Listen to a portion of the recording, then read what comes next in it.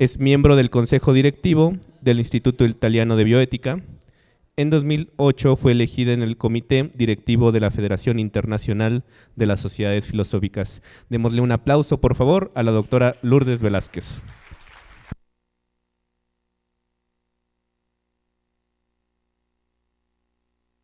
Hola, gracias por su presencia.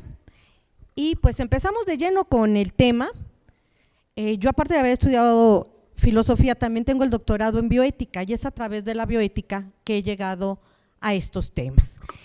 Trataré de irme lo más rápido que pueda, porque este tema es un curso que doy en un semestre, entonces tener 40 o 45 minutos pues no es mucho, pero quisiera ver si es posible poner la presentación para irnos dando una idea de qué es lo que vamos a hablar. Les había dejado la presentación. Vamos a hablar de qué es esto de la ideología de género. Antes que nada, pues tenemos que darnos cuenta qué es la ideología, porque nos hablan de ideología. Primero vamos a aclarar qué entendemos nosotros por ideología, cómo se le define a la ideología. Pasamos al siguiente. No hay para que yo le pueda cambiar y no los esté molestando. Bueno, ¿qué es una ideología? La ideología se define hacia acá. Ok. La ideología se define como un conjunto de ideas fundamentales que caracteriza el pensamiento de una persona, colectividad o época de un movimiento cultural, religioso o político. Así se le define. Pero aquí puede haber muchas consecuencias. Hacer esto un cuerpo doctrinal cerrado, perfectamente coherente, si una persona acepta un principio falso, queda atrapado en su lógica, porque ¿qué pasa? Todas las ideologías parten de presupuestos reales. Todas las ideologías parten de presupuestos concretos, lo cual no quiere decir, atención, que estos sean verdaderos. Es así como nos atrapan, como nos engañan. ¿Quién está en contra de los derechos humanos? Nadie. ¿Quién está a favor de la violencia de la mujer? Nadie. Y así podemos seguir con muchas cosas. ¿Quién está a favor de que no se respete el derecho de todas las personas? Entonces, parten de presupuestos reales, que es con esto, con lo que atrapan, llevándonos a consecuencias y a no utilizar los métodos correctos para ello. Ahorita vamos a ver cuáles son los métodos que utilizan los ideólogos y en los cuales quedamos atrapados, porque si tú vas en contra de ellos, eres un homofóbico, eres un ultraconservador, eres alguien que va contracorriente, vienes segregado. Entonces, pues vamos a ver qué es lo que sucede. Primero, tanto se ha hablado de ideología de género. ¿Cómo? Y aquí ya me equivoqué. ¿Cómo se puede hacer para ir por aquí? Primero que nada, se confunde derechos de las mujeres, equidad de género, feminismo, y no son lo mismo, son cosas completamente diferentes. Es verdad que la ideología de género nace del feminismo, pero no es su sinónimo, porque créanme, no hay nada más contrario a los derechos de la mujer que la ideología de género. Eso nos anula los derechos. Nos anula el derecho a la maternidad, nos anula el derecho a la familia, nos anula el derecho a sentirnos a veces tiernas, amorosas. Yo no quiero una ideología de género, quiero una equidad en derechos laborales, en derechos no solamente laborales, de estudio, de miles de cosas, pero no una ideología. Y les voy a decir por qué no quiero una ideología. creo que me va a hacer más favor, porque yo con la tecnología estoy negada, no sé cambiar mucho estas cosas. Bueno, primero que nada, ¿cuándo surge esta ideología? Primero surge el feminismo, antes que la ideología, y surge a final de los años 60 en Estados Unidos, es decir, es una ideología de tipo angloamericano, pero aquí no se pensaba en ideología, de hecho era un feminismo, lo que hablábamos. ¿Qué querían? Querían el derecho al voto, el derecho al trabajo, a la universidad. Yo me acuerdo que mi abuela era una feminista porque quería votar, porque quería tener voz, pero estoy segura que si mi abuela viviera y supiera ahora lo que es la ideología, diría, no, eso no es lo que yo quería. No veían al hombre como enemigo. En el feminismo nunca se le vio al hombre como un enemigo, sino como un complemento. Era un feminismo de tipo individualista hacia la persona. Yo quiero estos derechos, yo quiero que se haga esto. Era un feminismo liberal. Querían pasar de ser objeto a ser sujeto, pero no en la manera como me lo indica la ideología. Después de esto, en los años 60, para los que no lo vivieron y para los que lo vivieron se los recuerda, empiezan un feminismo de tipo socialista, influenciado por la corriente filosófica de ese entonces, que era el marxismo. Era la moda de los intelectuales. En los años 60, en el 68, todos los jóvenes tenían un ideal, que era el suprimir las clases. Eran las ideas del marxismo, de la lucha de clases. Pero ¿qué pasa? Estas feministas, casi todas americanas, pero formadas en universidades francesas y alemanas, transforman esta lucha de clases del marxismo a la lucha de clases varón y mujer. Y al hombre hay que verlo como un enemigo. No solo debemos acabar con el privilegio masculino, no solo vamos a ver, como decía el marxismo, la religión es el opio del pueblo, aquí se vería como que el opio es la familia. Dicen que no debe de haber distinción de sexos y eran ideas que nada tenían que ver por la igualdad del feminismo original.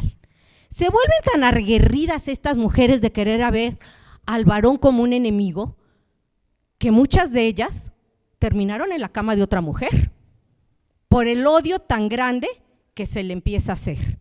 Oye, pues es que tú eres un objeto sexual, el varón te ve nada más para tener hijos, y entonces esto, dice, nos va a ayudar mucho, sobre todo porque es en ese mismo momento en el que viene el descubrimiento de la píldora anticonceptiva. Entonces, como estás en la píldora anticonceptiva, se conjugan muchas cosas.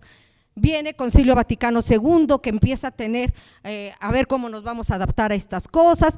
Se dan muchos movimientos que favorecen esto. Entonces se dice, no, ahora tú eres quien vas a decidir cuándo tener los hijos, en qué momento y todo. Nada más lejano a eso, no es cierto. Vean, si partimos de esa teoría, de la liberación sexual de la mujer, no hay nada más lejano a esto. Díganme, ¿cuántos días al mes somos fértiles la mujer? ¿Cuántos días al mes somos fértiles la mujer? Uno. Se toma como prevención un día antes y un día después de tu ciclo. 3 si quieres. Y no tanto por ti, sino por la vida que puede tener el espermatozoide. Bueno, ¿cuántos días al mes? Volvemos, seguimos. ¿Cuántos días al mes es fértil el varón? Todos. ¿Cuántos tipos de anticonceptivos para el varón conocen? La vasectomía y el preservativo. ¿Cuántos tipos de anticonceptivos para la mujer conocen? Geles, parches, píldoras que te arruinan la salud, que el mayor número de enfermedades cardiovasculares en la mujer y segunda causa de muerte en nuestro país es por el uso de anticonceptivos.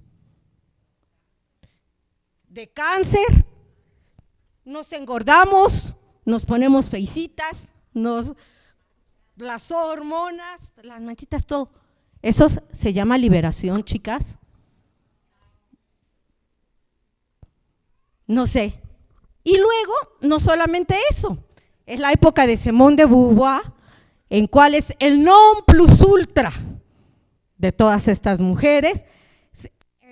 Ahí escribe su libro, son muy famosas las obras de Simone de Beauvoir, pero es la primera, la más importante, la que empieza a hablar del tercer sexo.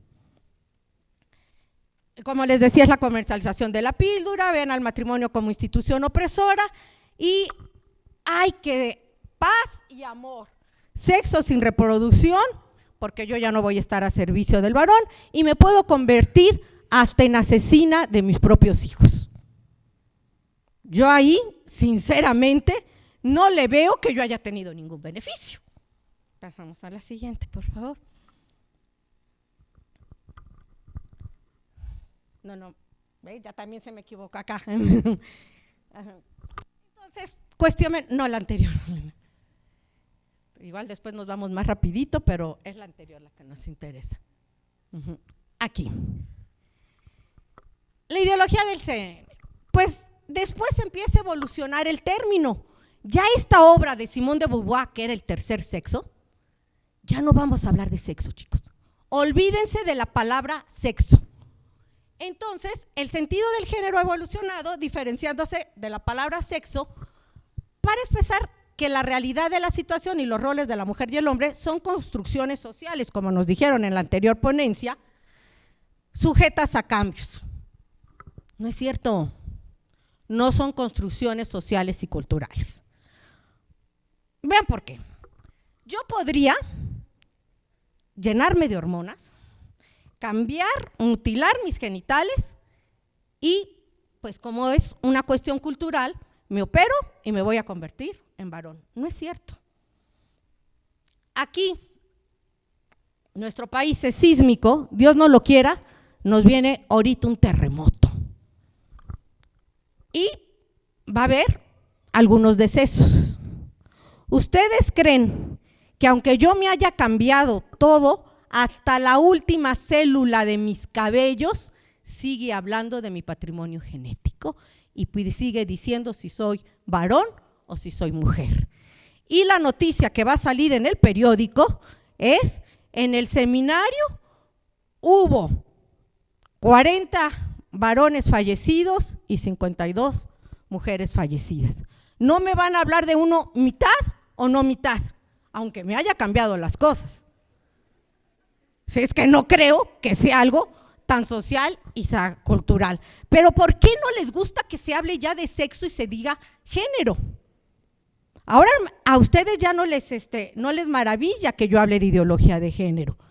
Antes esta palabra no se usaba, pero a ellos no les gusta porque sexo solamente hay dos, no hay más. En cambio, género, ya desde la implicación lingüística se te abre y ya hay género masculino, femenino y neutro. Entonces les gusta más esta palabra y omiten para todo hablar de sexo. Y nos quieren engañar diciendo que fueron unos roles, unas acciones culturales las que hicieron la diferencia entre el varón y la mujer. ¿En qué momento de la historia? No se sabe, pero que así son.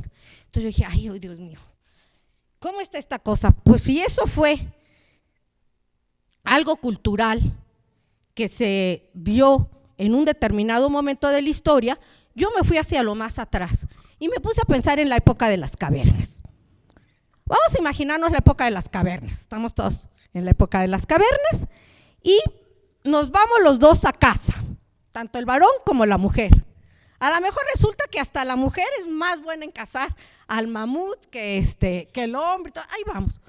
Pero en determinado momento, pues la naturaleza hace que no solo casen, sino que hagan otras cositas, ¿no? Y de repente a la mujer le empiezan a dar náuseas, empieza a crecerle la pancita, y entonces dice, oye, yo ya no puedo ir a casa, mejor me quedo porque me siento un poco extraña. Y luego nace un bebé.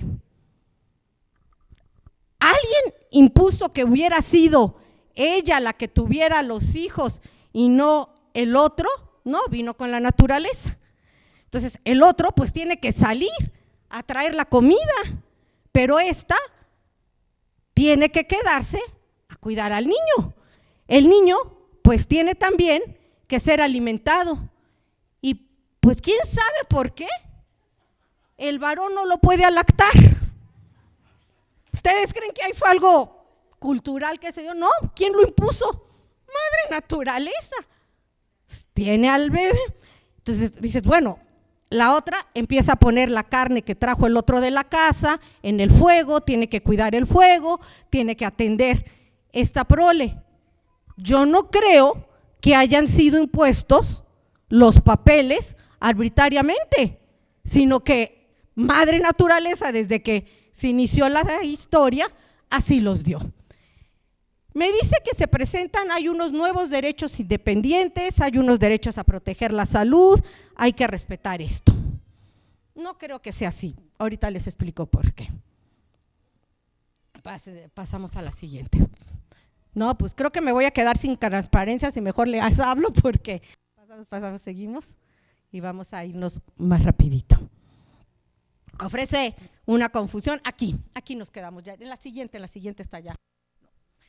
Entonces, el objetivo fundamental de esta ideología es hacer desaparecer la distinción de varón y mujer. ¿Por qué ya no digo hombre y mujer? Porque hasta me tacharon en el programa que presenté ante la universidad porque tengo que poner varón y mujer, o hombre ya no lo tengo que utilizar. Pero bueno, ustedes sí me entienden, ¿no? ¿A qué me refiero? Entonces, su idea básica es que ser hombre o ser mujer no tiene nada que ver con la realidad biológica de las que yo les estaba hablando, sino con las funciones que se han asignado socialmente. Ya les demostré que socialmente no se asignaron las cosas, que se asignaron desde que nacemos o desde que llegaron los primeros habitantes. Ellos te dicen, es decir, no se nace hombre o mujer, sino que este es el resultado de un proceso social. Al nacer, la sociedad nos asigna uno u otro género en función de nuestra configuración genital. No es cierto, los trabajos se fueron dando así.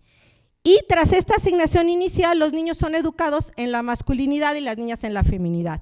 Hombres y mujeres no existen tales en el estado natural, sino que solo son el resultado de procesos o construcciones sociales. Pasamos al siguiente.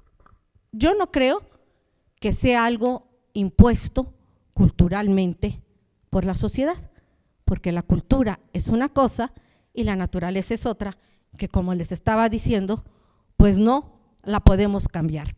Pero ya que eso lo demostramos, pasamos a otra cosa que nos siguen, dice y dice y dice, que el matrimonio y que los hijos son un impedimento y que son eso lo que te va a arruinar. Empecemos, no me la cambio todavía, la verde, la siguiente. No, es que creo que en este.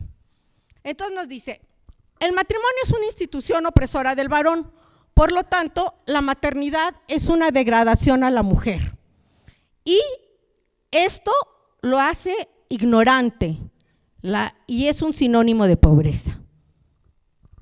Es una tontería, o sea, yo cuando pienso que hay mujeres que van por su tercero o cuarto hijo y a veces tienen hasta miedo de decirlo a sus familias, a sus hermanas o a su madre, porque le dicen, ¿que no tenías televisión?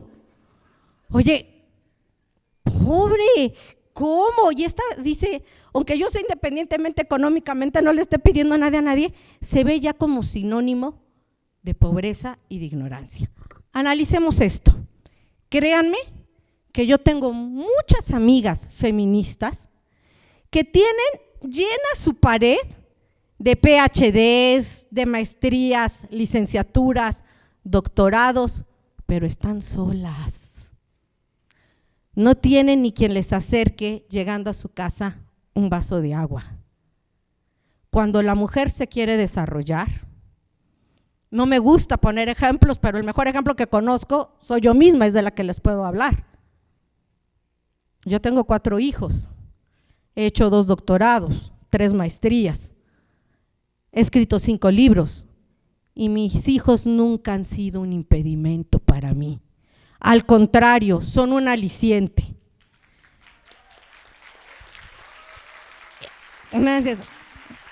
Y mientras más cosas tienes que hacer, mejor te sabes organizar. Entonces, que no nos digan que por tener hijos somos pobres, somos ignorantes, cuando la misma Europa lo ha demostrado. Europa, después de la Segunda Guerra Mundial, ¿cómo fue que pudo desarrollarse? Gracias a las economías basadas en las familias. Las grandes empresas eran empresas familiares. Después cambió la mentalidad y vean cómo está ahora Europa. Yo un semestre lo doy en Italia y el otro semestre lo doy en México. En Italia se ven familias en las que nada más han tenido un hijo, los padres son ancianos y ese hijo se tiene que dividir entre uno y otro, o que ese hijo se ha quedado ya sin padres. Estás enfermo, no tienes ni a quién pedirle que te dé una mano. Yo ahorita que estoy aquí con ustedes puedo decirle a mi mamá, oye, háblale a mi hijo a ver si ya llegó el que está allá en Milán, o háblale a y dame una mano y todo.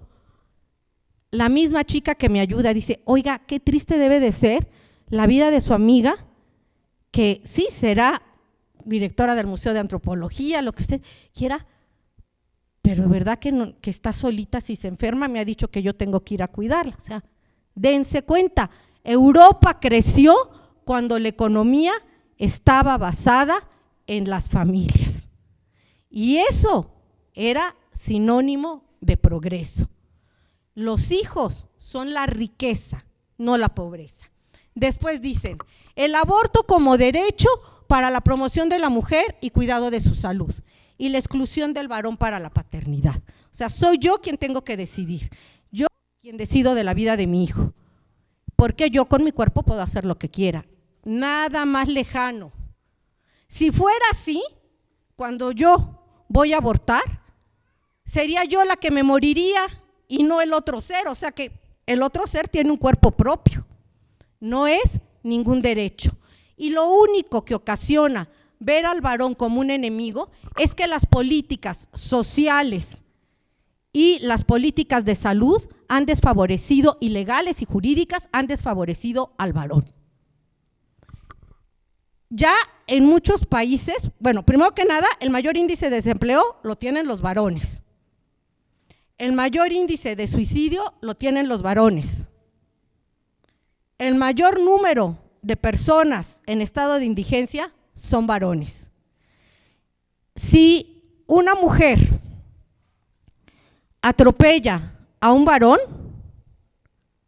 es un accidente de tránsito.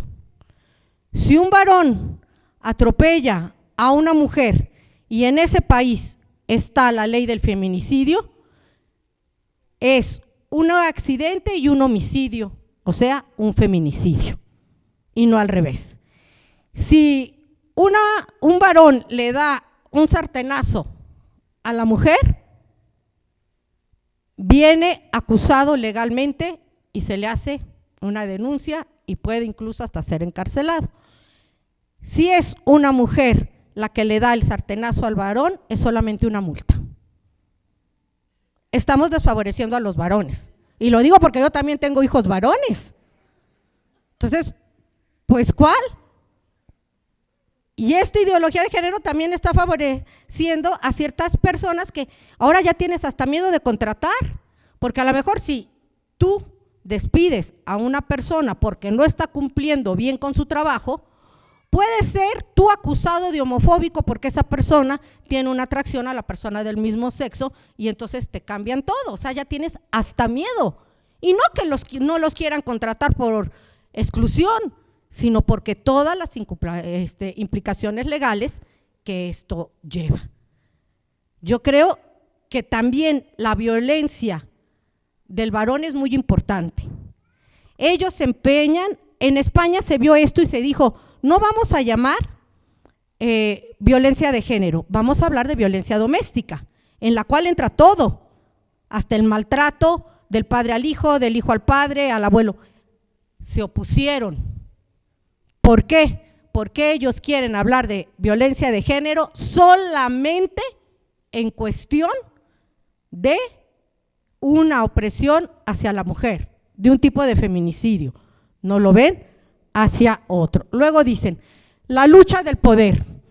Viendo al varón como el enemigo, no hay una reivindicación social, sino es la lucha que nosotros tenemos que tener contra nuestros maridos, contra nuestros hijos. Y la mejor manera de liberarnos es nosotros ser independientes también para la fecundación. Y entonces empiezan a favorecerse las técnicas de fecundación asistida, como son las técnicas de fecundación in vitro, que le dan derecho a las mujeres del mismo sexo a tener hijos. El género, pues, es un ejercicio de un derecho a elegir. Yo no digo que porque nació la ideología de género, nació también las técnicas de reproducción asistida o el divorcio express. No, digo que también son una consecuencia, porque entonces la mujer ya no va a necesitar del varón para tener a su hijo, ni dos personas del mismo sexo, también varones, van a poder tener a sus hijos, y entonces se favorece una nueva esclavitud de la mujer, que esa sí es esclavitud, que es la de la gestación subrogada. No me gusta llamarla maternidad subrogada porque maternidad es otra cosa, o útero de alquiler. Entonces contratan a mujeres para que tengan a sus hijos, y eso pues sí es una consecuencia de esto que estamos viviendo. Pasamos a la siguiente. Creo que no se puede, no sé. Por tanto, la ideología de género, hombre y mujer, no son realidades naturales, sino construcciones. La diferenciación sexual, como la distinción de clases para el marxismo, es algo negativo. Si el marxismo me decía que el mal de la humanidad era la lucha de clases, yo tengo que suprimirla. Pues entonces yo también voy a suprimir, si lo traslado a la ideología de género, que es lo que se pretende, la diferencia entre entre varón y mujer, y voy a tener a todos de la misma manera, porque desapareciendo esto voy a desaparecer todos los problemas, porque no existen dos sexos naturales, sino distintas orientaciones afectivo-sexuales. Vean que estamos utilizando su lenguaje. Entonces, orientaciones afectivos sexuales, que pueden ser de muchos tipos. Todo se va a valer y lo quieren legalizar. Y en muchos países está legalizado. Aguas, no es así. Tu pregunta estuvo bien planteada. No son tantos años como los que dijiste, son apenas en realidad 15 años que empezó en Holanda. Vamos al ejemplo de Holanda, ok. País civilizado. Yo en Holanda, desde antes que aceptaran y legalizaran el matrimonio entre gente del mismo sexo, me acuerdo haber paseado por las calles en las que en algunas es permitido drogarse, y en otras ver acaparates, vitrinas en las que una mujer vendía su cuerpo y estaba ahí una cama, y pues si querías pues ya le entrabas. Ahora también hay de varones. No me extraña que ese haya sido el primer país en que aceptó algo así. Después viene Bélgica porque está muy juntito. En Estados Unidos hicieron encuestas y no lo querían aprobar, no se pudo. Hasta la quinta logra que pase en California. Después fue España. España no tiene mucha influencia en la Unión Europea, pero sí en los países hispanos. Legalizando en España se podía legalizar en todas las otras partes. Nada tiene que ver tu naturaleza con lo que tú quieras. Pues es que si yo quiero ser varón, si yo me siento varón, pero estoy en otro cuerpo, tengo el derecho a que esto se me reconozca. Vean, yo he leído muchas notas en el periódico en el que hay gente que se creía la hija de Salvador Dalí, otros el hijo de Maradona. Claro, pues había herencia y todo, pero estaban convencidas, se dormían con esa idea, se despertaban con esa idea. Les hacen el análisis del DNA y no lo son.